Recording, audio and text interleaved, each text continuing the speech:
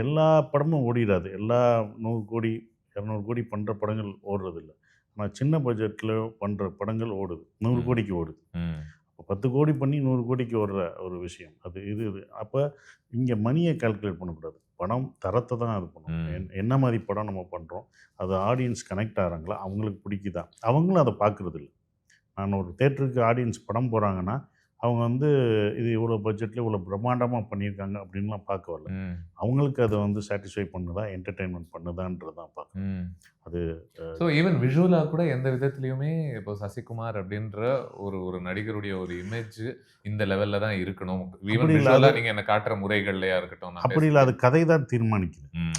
நான் தீர்மானிக்கிறது இல்லை. ஐ திங்க் நீங்க அப்போ முதல் படமே இயக்கி இருக்கிறதுனால உங்களுக்கு இன்னும் நான் வந்து சுலபமா இருக்குன்னு நினைக்கிறேன். நான் வந்து அதனால தான் என் படத்தில் வந்து என்னென்னா எல்லா கேரக்டர்ஸ்க்கும் முக்கியத்துவம் இருக்குது. ம்.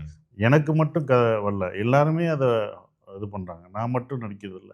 எனக்கு மட்டும் நான் ஒரு நடிகனாக இருந்தால் அதை தான் பார்ப்பேன். ஆனால் நான் ஒரு இயக்குனராக இருக்கிறனால இவங்க என்ன பண்ணுறாங்க, இந்த கேரக்டர் என்ன பண்ணுறது, இந்த கேரக்டர் என்ன பண்ணுறது அப்படின்னு. அப்போ இந்த எல்லா படங்களையும் பார்த்தோன்னா எல்லா கேரக்டர்ஸும் என் படத்தில் வந்து ஏதோ மனசில் நின்றுக்கிட்டு இருப்பாங்க. ஒரு 4 சீன் வந்தாலுமே அவங்க நிற்பாங்க. ம். ஸோ அந்த இம்பார்ட்டன்ஸ் அது இருக்கிறதுக்கு அந்த அந்த இது